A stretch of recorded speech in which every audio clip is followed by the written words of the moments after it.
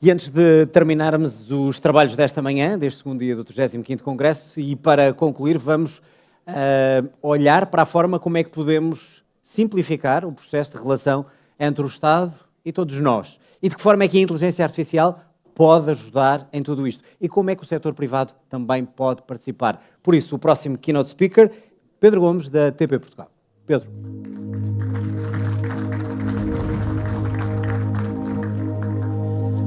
Obrigado e bom dia a todos.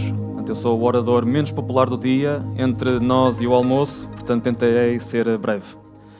Fazendo um pouco o resumo do que discutimos até agora, esta manhã falamos muito sobre visão, sobre soberania digital, sobre infraestruturas críticas, regulação de inteligência artificial, que são todos temas absolutamente fundamentais. Portanto, eu agora queria falar um pouco sobre o que acontece depois da visão, sobre o gap que raramente aparece nestes palcos, mas que aparece todos os dias em realidade no mundo real.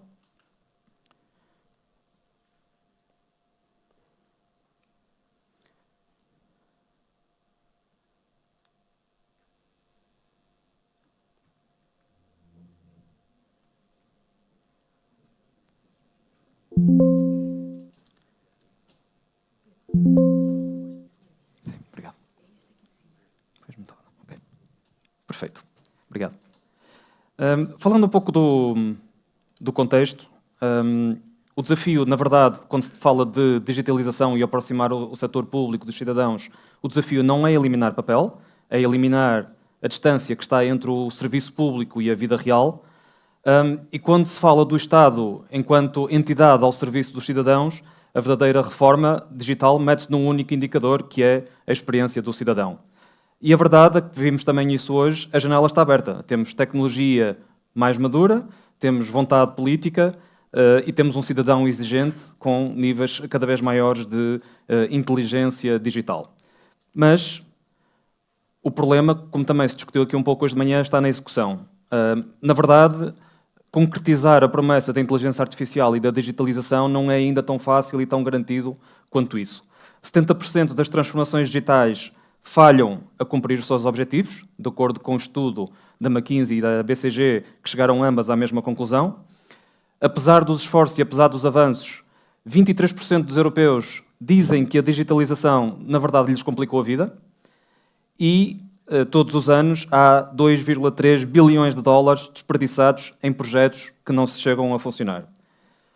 Se me perguntarem, eu diria que a tecnologia não é o problema está na execução. Não se trata de falta de investimento, não é falta de ambição, é a distância entre o que se planeia e o que se constrói no terreno, entre a visão e a operação.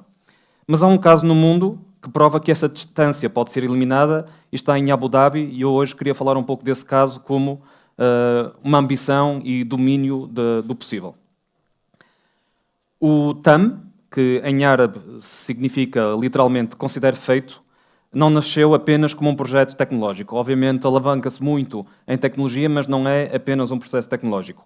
Nasceu como um compromisso que cada cidadão de Abu Dhabi, ao interagir com o Estado, devia sentir que o seu pedido ia ser resolvido e que o Estado estava a seu lado. Este projeto envolve, num único projeto, mais de 60 entidades governamentais orquestradas num único ecossistema de serviço. Obviamente estamos aqui a falar de algo proporcional à dimensão do Estado, mais de 1 milhão de interações anuais, e aqui um tópico muito importante, um nível de satisfação do cidadão de 87%.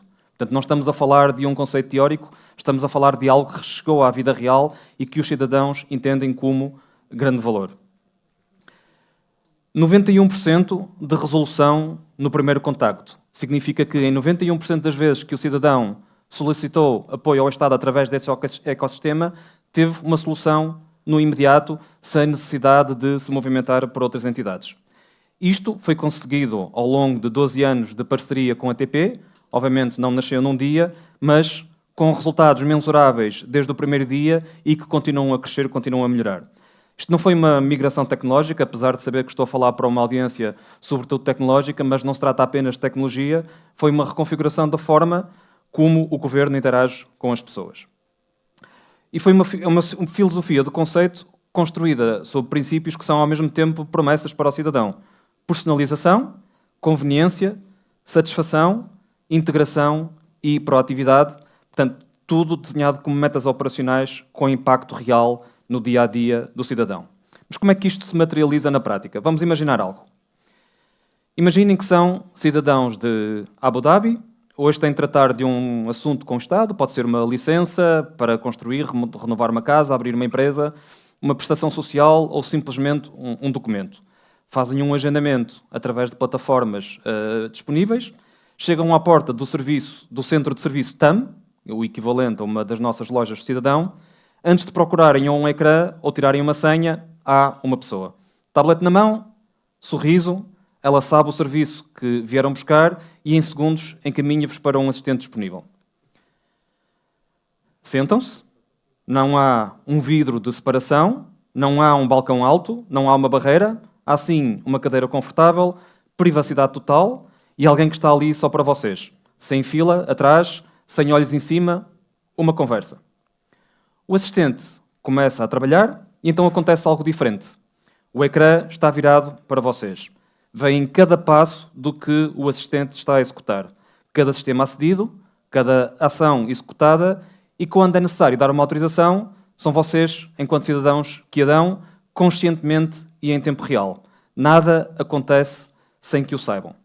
Atrás deste ecrã, mais de 60 entidades governamentais integradas, todas a comunicar entre si.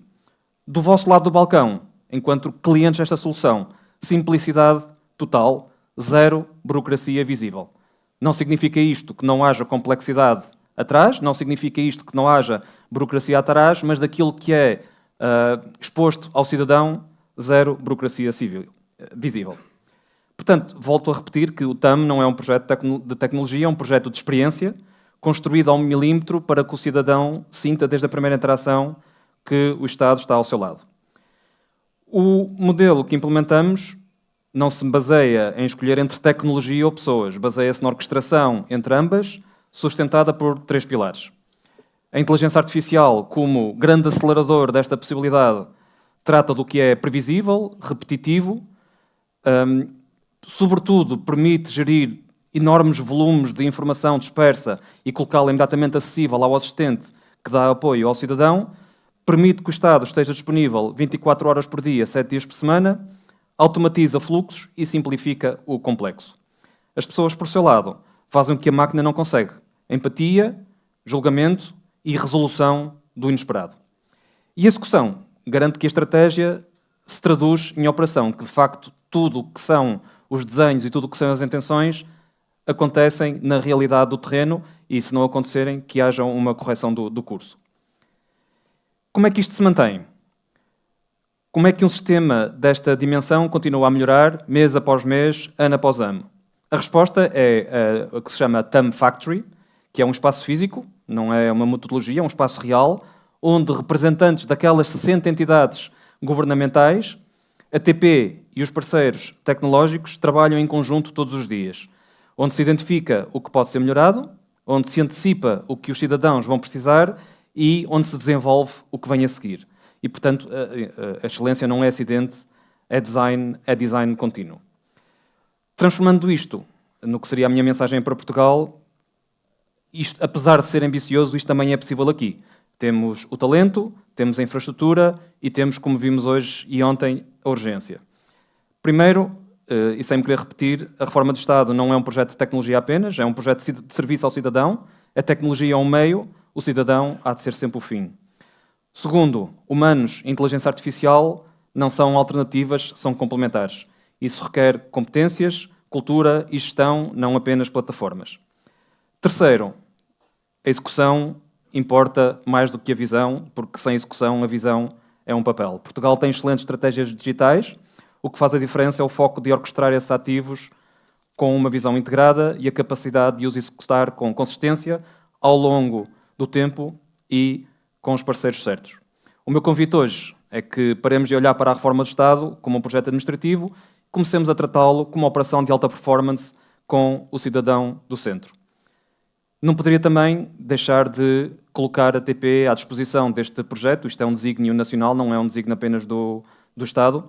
Na TP trazemos quase 50 anos de experiência a orquestrar esta complexidade, em nome de algumas das marcas mais icónicas do planeta que escolheram a TP e escolheram Portugal para centralizar o ponto de contacto com os seus clientes, algo que em Portugal fazemos há mais de 30 anos. Isto baseia-se também nos mais de 150 centros de apoio ao cidadão que temos a servir a vários estados um pouco por todo o mundo, uma equipa de mais de 14.500 profissionais que temos em Portugal, alavancada por mais de 12.000 especialistas que temos no setor público a representar vários estados, e a nossa capacidade de unir a inteligência artificial com a gestão de milhares de especialistas em serviço ao cidadão em mais de 90 países. Nós, enquanto TP, queremos fazer estas promessas ao cidadão e estamos dispostos para cumprir. Muito obrigado e um bom almoço.